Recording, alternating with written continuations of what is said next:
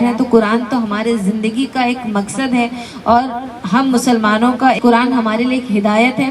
اب اس کو اچھے سے پڑھنا، اس پہ سیکھنا، یہ ہماری زندگی بھی اس میں لگ جائے نا تو اس میں یہ نہیں سوچنا چاہیے کہ میں 1 سال سے پڑھ رہی ہوں نہیں آ رہا ہے، میں 2 سال سے پڑھ رہی ہوں نہیں آ رہا ہے. آپ اپنی زندگی کو لگا دیں، آپ سیکھتے سیکھتے زندگی کو اس میں لگا دیں. کوئی حرج کی بات نہیں ہے اس میں. یہ کوئی ڈگری نہیں کہ 2 سال میں نہیں فارغ ہوئے تو تم پھر چانس ختم، ایسا نہیں ہے. یہ تو دنیا کا اصول ہے.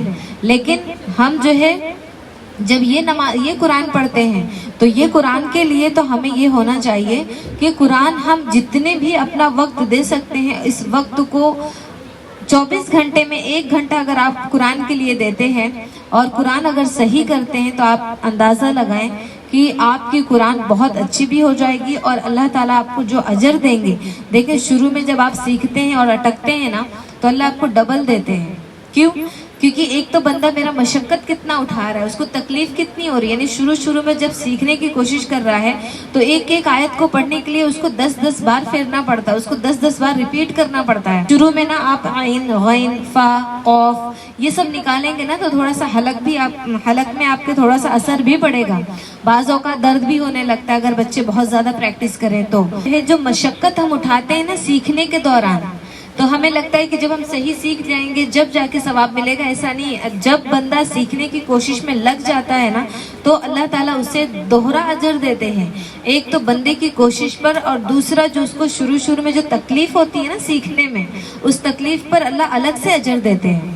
تو ہمیں سیکھنے کے دوران ہی اللہ تعالیٰ ہمارے اجر کو بڑھا دیتے ہیں. تو اسی لیے کوشش ہمیں بہت زیادہ کرنا چاہیے. اور عربی عربی اگر آپ سیکھنے میں لگ گئے، دیکھیں عربی ہم سمجھتے نہیں ہیں کیونکہ ہماری بول چال عربی نہیں ہے. لیکن چونکہ حدیث میں کیا کہا گیا کہ عربی سے 3 کی وجہ سے اس سے محبت کیا کرو. ایک تو ہمارے نبی عربی ہیں، دوسرا قرآن عربی ہے، اور تیسرا اہل جنت کی زبان عربی ہوگی. یعنی جب سارا جنت میں چلے جائیں گے تو سب کی زبان پہ عربی ہی ہوگا.